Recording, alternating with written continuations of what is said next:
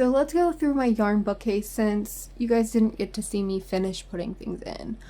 Something you weren't able to see in my first video, I just completely forgot about it, was this. And this is Green Mountain Spinnery. It's one of their limited edition colorways. I got it at Maryland Sheep and Wool like 3 years ago. And I believe this color is Pebble. It doesn't say. Yeah, oh, it does say Pebble 9746. I have 7 skeins of these, and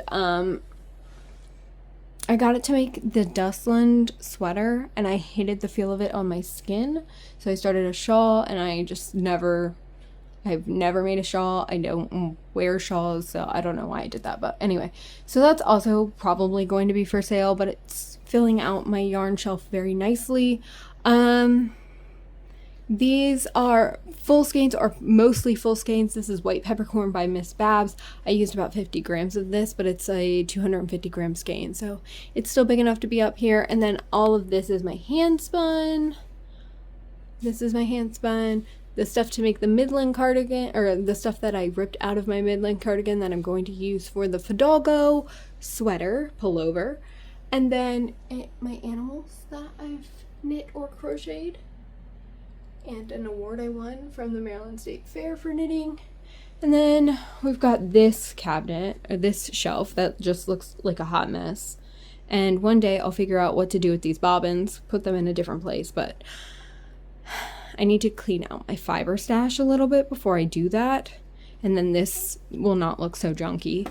And then this is something you've already seen before, so I'm not going to belabor this, but this is my shelf with all of my fingering weight yarn. I did put my sport weight yarn on here too, so this is the Goodwool Pearl Soho Goodwool. Sorry, I don't know why I said it backwards, but Pearl Soho Goodwool. I have 4 skeins of that right here. And then, of course, my books. They are the same as they always have been.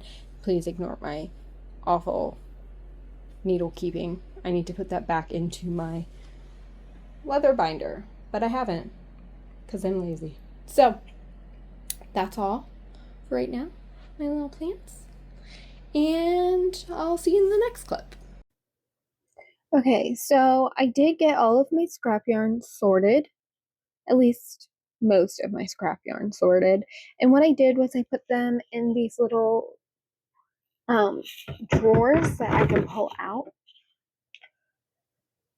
So I sorted it by weight of yarn. We have 20 grams, 20 or less than 20 grams, 20 to 30 grams, 30 to 40 grams, and 40 to 50 grams just in here. So this is where all of my smaller scraps of yarn live. And now let's transition to my drawer of yarn scraps.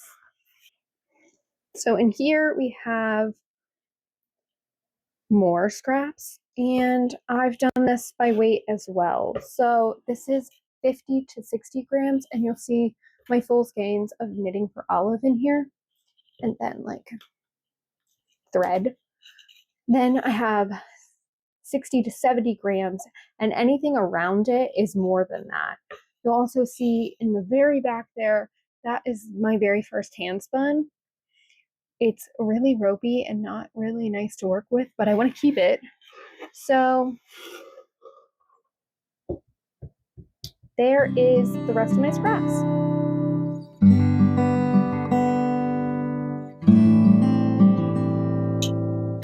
Hi everyone. So you kind of just saw what my organization situation looks like for my scraps. And I repurposed one of those drawers, like 2 of the drawers, 1 full drawer, but it's 2 drawers, where I kept all of my hand knit socks for those scraps.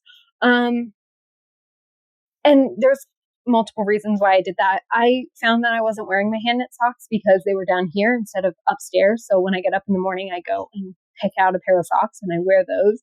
And then it was like, well, do I really want to swap socks or whatever? So I feel like I'm going to wear my hand knit socks a lot more when I am like when I can pick out a pair of hand knit socks upstairs.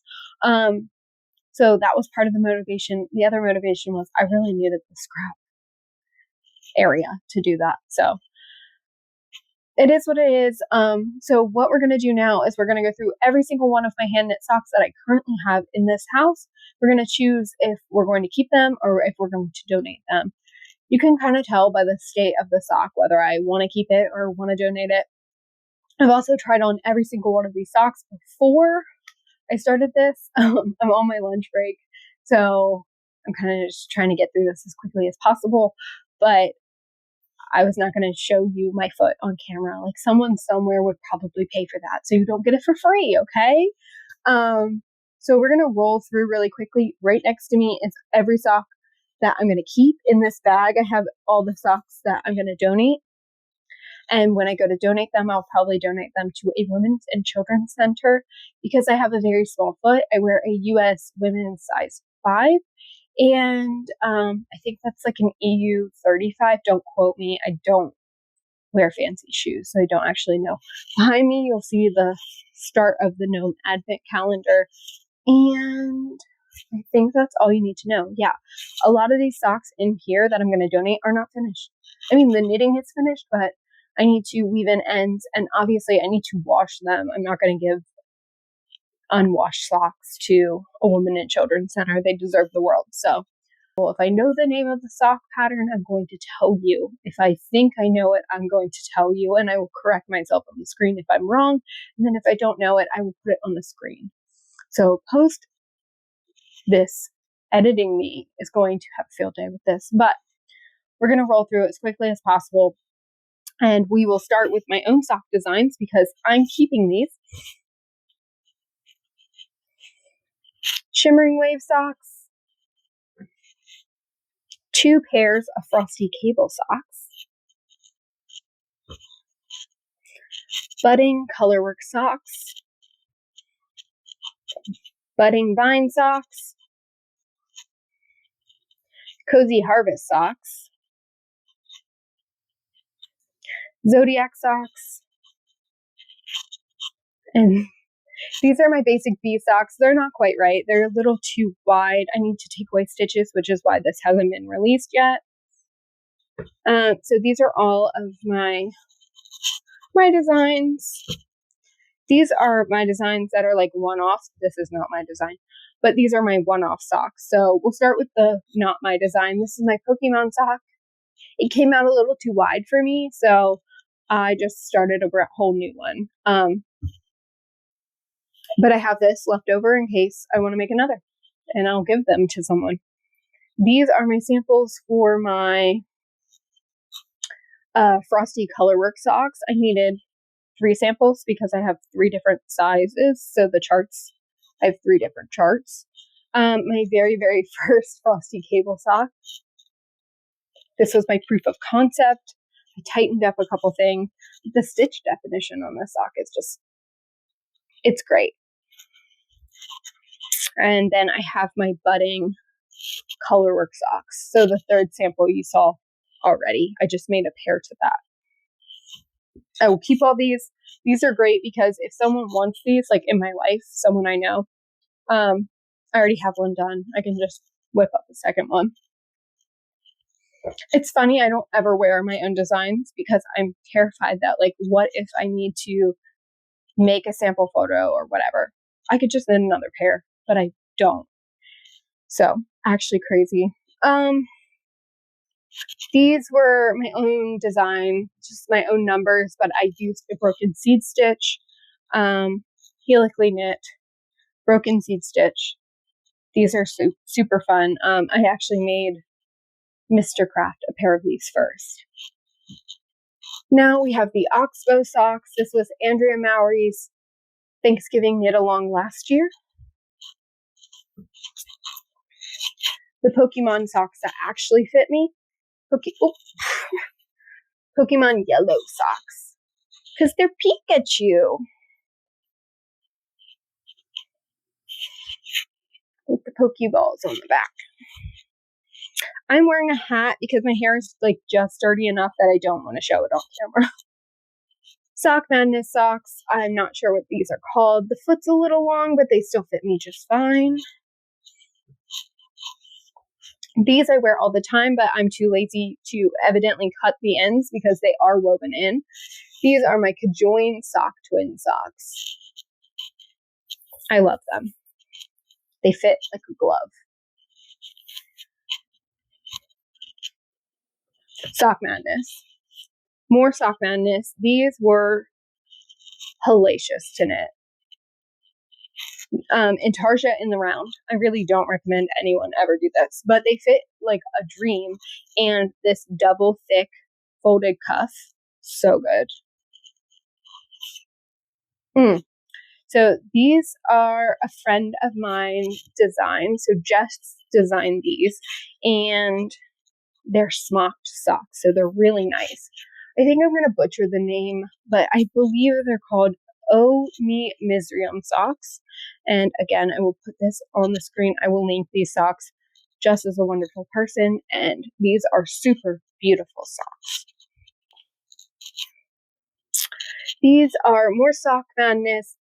These are the 7 Kura socks. 7 Kura, something like that. And these were my very first Sock Madness ever. These were the qualifier socks for them, and I'm super proud of these. I've also never worn them because I just am so proud of these, but I'm going to break them out. I love, love, love these. More Sock Madness socks. I've also never worn these. Sometimes the socks are so pretty I don't want to wear them. I need to get over that.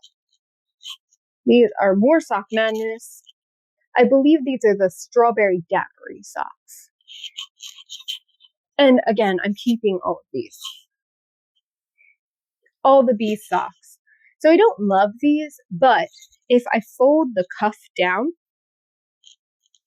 I don't mind them. I just don't like the beads touching my leg. I will be keeping these. I have worn these. I feel weird giving away socks that I've worn. Like, I just wouldn't do that. These are super special. These are the first socks I ever knit. They're from the Around the World in Socks, I think. Socks book. Anyway, I love these. I've worn these. They've held up so great. They're knit in wool I got as a gift from Turkey.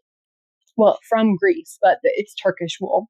And I love them. I don't even think I know what the yarn is. That was before I used Ravelry.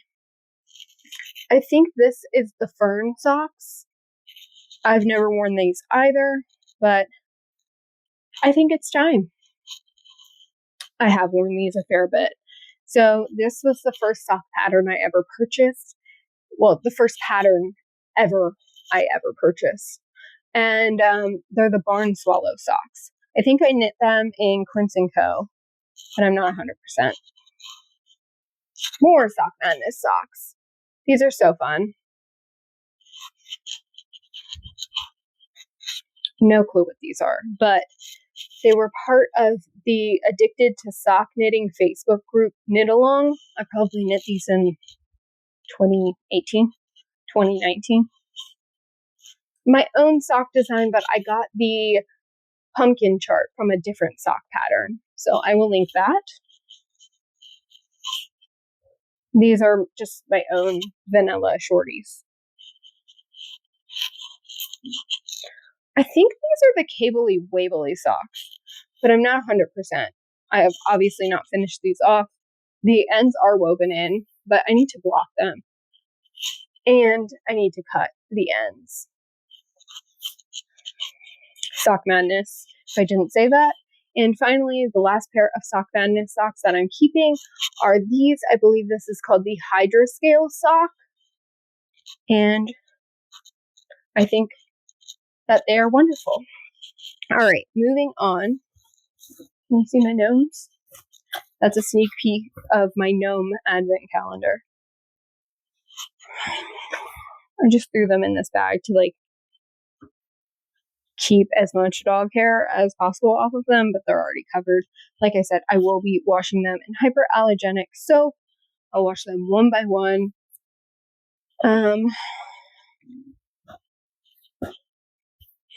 Most of these are Sock Madness, and I think that's because I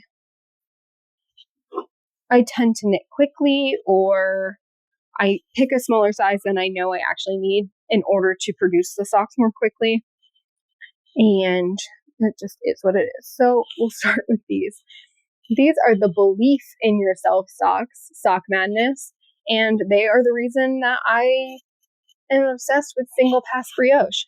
I love these socks, but this leg is ridiculously long and I don't like tall socks. Personally, for me, I have fat ankles, cankles, whatever you want to call them. And so this is uncomfortable for me. More Sock Madness socks. These are mosaic knit. I don't remember the name. More Sock Madness socks. I just chose a size that's too small. I think that they're really great, but they're uncomfortable to wear. Not Sock Madness socks, but these were the first pair of colorwork socks I ever knit. I made them out of Malabrigo. I just don't love them. Again, this leg is a little bit too tall for what I personally enjoy.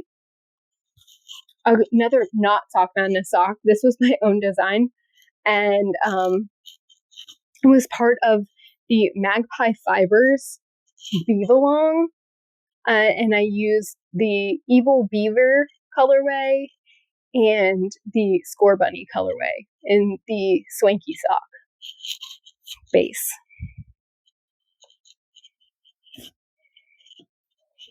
These are also competition socks, but not Sock Madness. So these are from the Super Sock World Championship competition. I believe these were the first pair. I love them. They fit well, but I knit it in tenderfoot sock, I believe, and it's just too dense for me. So these would make really great bed socks for someone. More Sock Madness socks. I love these, but I chose the smallest size so that I can knit them quicker and they don't fit. These are the plaid pocket socks. Again, sorry, I have stuff on my floor because I'm constructing this and there's some foam core on the ground. These are my plaid pocket socks, Sock Madness socks. And again, I chose a too small size to be able to execute this in the time. These are also Sock Madness, the Ingle Crystal socks. And I won first place in the Maryland State Fair for these. Best in Show. It was first place in the sock division, but I won Best in Show overall for these socks. So they're very special to me, but they're just a little too tight. So I'd rather someone get some use out of these. These are super special as well, and absolutely lovely, of course, because this was the first hand-dyed skein of yarn I ever bought, and it's from Sorella Yarns in the color Succulent. But the leg is just a little tight because of the beading, and I'd rather it go to someone who's going to love them. And then finally, the Day and Night socks, also Sock Madness, and I just don't like these. I don't like the colors, and I would like them to go to someone else. So that's everything. Those are all the socks that I currently have in my possession. And I've obviously made other socks, but they've gone to other homes. And we'll transition over to my computer and we'll go through my stash, my stash spreadsheet and kind of go over some analytics on that. Okay, bye. All right, let's go through my fiber. So this fiber generally lives in there, and we can't really get to it right now because we had to put the bookcase that was in the living room in here so that we could put the Christmas tree up. Our house is just tiny, so we have to do some rearranging for sure. But anyway, this is all of my fiber, and we can start at the end. Oh, and that's my gnome advent calendar, still not done. Don't judge me, I'm trying my best. All right, this is Ross Farm Fibers. This is a Rommeldale and just a Romney wool, which I love Romney. Over here, this is Wisteria. This is from Wonderland Yarns and Frabjous Fibers. This is their BFL. It doesn't have the label on it because I lose every label. Moving into my hip strings, this is Bowie in the color Autumnal, and then followed by Buoy in Prose, moving into their Shiniko in the Morning Dove color, and Shoreline in this like really pretty grayish blue. I got all of these except for the BFL at Maryland Sheep and Wool like 2 or 3 years ago. This came from my local yarn shop. I think they got a big shipment of just different Wonderland in for Tortafleece. Then this is Create Yarnworks, and it is a merino milk fiber. This is Tempting Teal, and this is Teal Gray. So those are very nice. I'm excited to work with it. This I got from Dragon Horde Yarns. It's a Cordell cross. It's called Fairy Houses.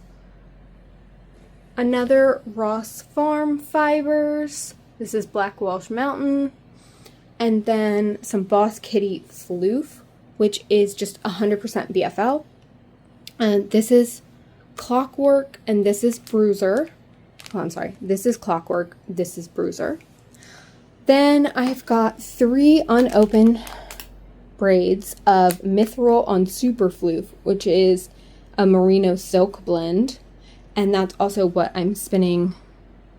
That's on my spinning wheel right now.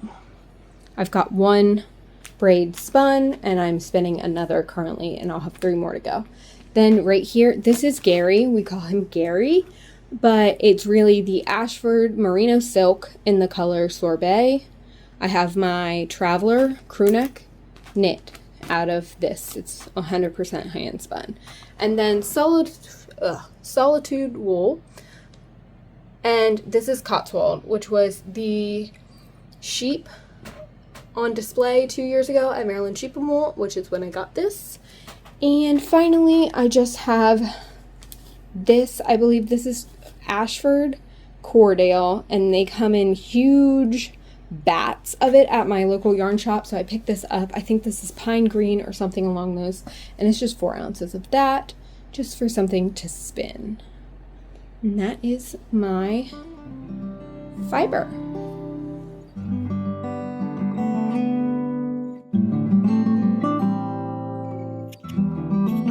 So today I wanted to walk you through my yarn inventory tracker and all things associated with it.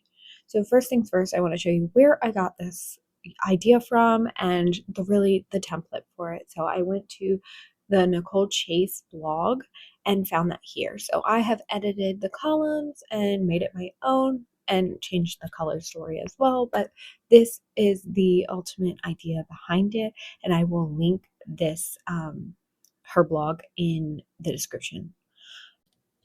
So we're starting off with my 2024 purchase inventory, which this is the first time I ever decided to track my purchases.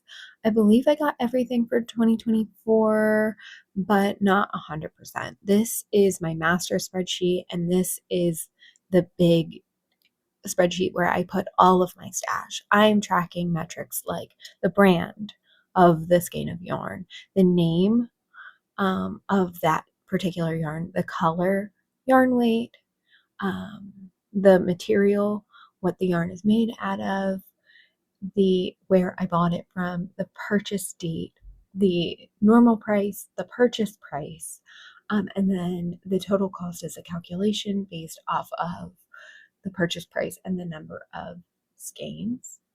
The yardage for one skein, the total yardage again based off of a calculation on number of skeins bought, and the yardage. Grams, same thing for one skein, and then total grams based off of how many skeins I bought of that yarn. The current gram weight is if I'm using the yarn, how much is left over at the end, and the remaining yardage is a calculation from the current gram weight for when I use up yarn, gives me a calculation based off of how many grams I have left over. So this is actually a really great example of this, I just finished my pressed flowers cardigan, and I used that Jill Draper Make Stuff Barstow in the color Black Walnut. I had this amount left over, and it gave me the calculation for what I have remaining yards left over from that yarn. And this will be really useful as I use up my stash. I can see what I have remaining in scraps or in full skeins, because I have one full skein plus a little extra. And so I think that this will be really valuable moving forward. Now, moving down, this is the good stuff, right?